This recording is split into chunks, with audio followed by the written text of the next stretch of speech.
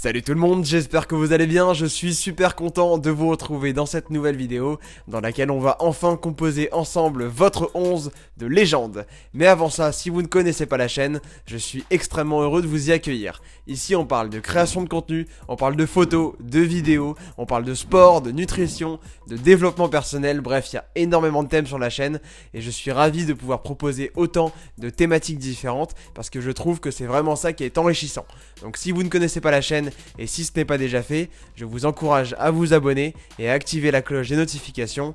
Il y a énormément de très belles choses qui arrivent en 2020. On aborde désormais le sujet du 11 de légende. Je vous ai demandé sur Instagram de citer comme d'habitude 3 attaquants, 3 milieux, 3 défenseurs, 3 gardiens, ainsi que le système de jeu et le sélectionneur que vous souhaitez mettre en place pour votre 11 de légende. Et on commence sans plus attendre. Concernant l'entraîneur, votre choix a été unanime puisque Guardiola a largement remporté les votes. Il sera donc l'entraîneur de votre 11 de légende.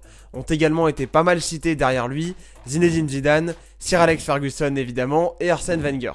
Au niveau des gardiens, ça a été un tout petit peu plus serré, mais le gardien que vous avez choisi a quand même remporté haut la main le vote. Il s'agit de Fabien Barthez. Sont arrivés derrière lui Manuel Neuer, Gianluigi Buffon et Edwin van der Sar, qui était quand même un sacré gardien lui aussi. Chez les défenseurs, là aussi le choix était relativement facile pour vous. J'ai fait une petite concession, j'ai pris 3 défenseurs centraux et seulement un défenseur latéral, mais ils seront bien tous les 4 dans votre défense, pour la bonne et simple raison qu'ils sont tous les 4 vraiment ressortis de cette sélection, et je ne pouvais donc pas passer à côté de l'un d'entre eux. On aura donc dans la défense de votre 11 de légende, Paolo Maldini, Carles Puyol, Sergio Ramos et Roberto Carlos, une défense qui envoie du lourd.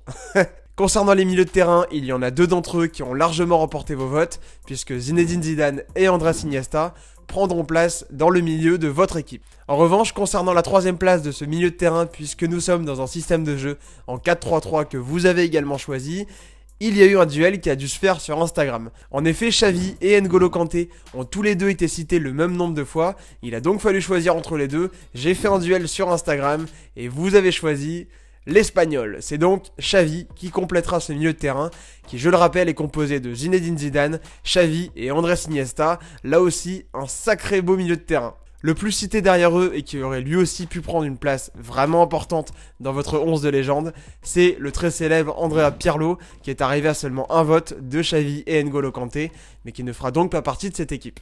On termine donc avec les 3 attaquants de votre 11 de légende et là 3 joueurs sont ressortis et il n'y a pas eu besoin de débat puisque Lionel Messi, Ronaldo le Brésilien et Ronaldinho prendront place dans votre 11 de légende.